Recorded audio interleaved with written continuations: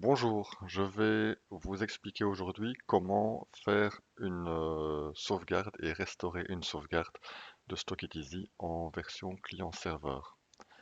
Alors cette manipulation de sauvegarde et de restauration depuis l'écran du logiciel est surtout utile pour des utilisateurs tels que les centres de formation, les écoles, ou en tous les cas des utilisateurs qui vont créer une base de données qui, à un instant T, représentera quelque chose d'utile pour leur session. Par exemple, une base de données où tout est déjà défini et que, par exemple, certaines commandes sont déjà créées, qui serait le point de départ d'une session de formation.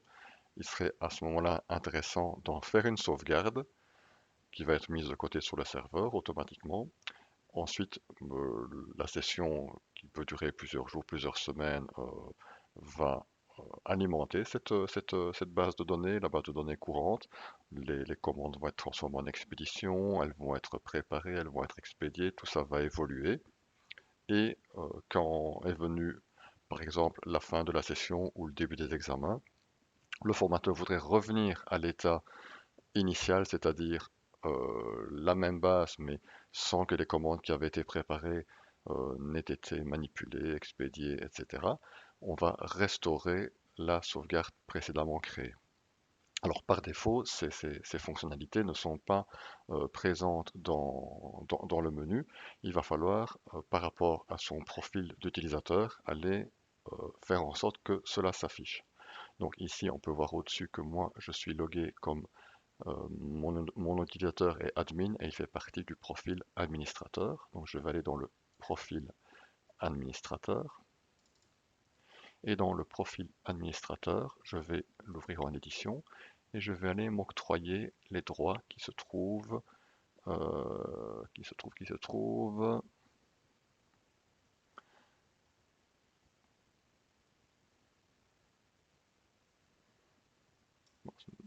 ici, excusez-moi, dans l'onglet menu.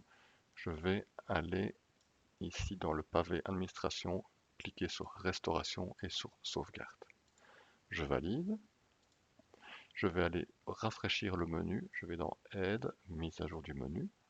Et on voit maintenant que mon pavé d'administration s'est garni de deux options supplémentaires, restauration et sauvegarde.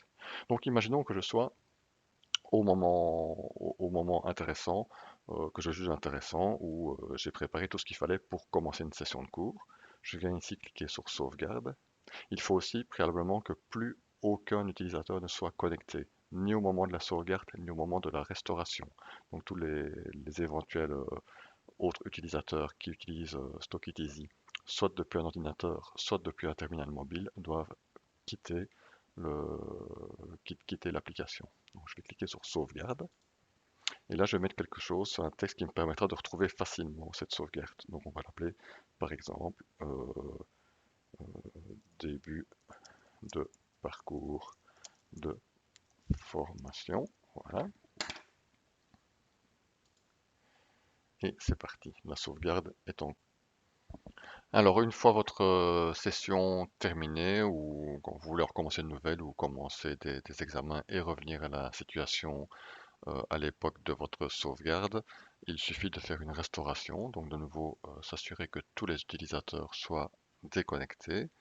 Allez sur le menu Restauration. Vous sélectionnez la sauvegarde qui vous intéresse. Donc ici, c'était début de parcours de formation. Vous validez et c'est parti.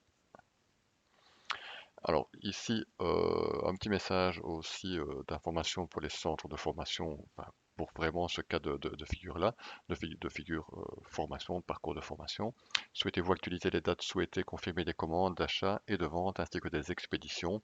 Eh bien, tout simplement, imaginons que vous ayez fait votre sauvegarde initiale en octobre 2022. On est maintenant en février 2023. Euh, que va faire cette fonction si vous cliquez sur oui?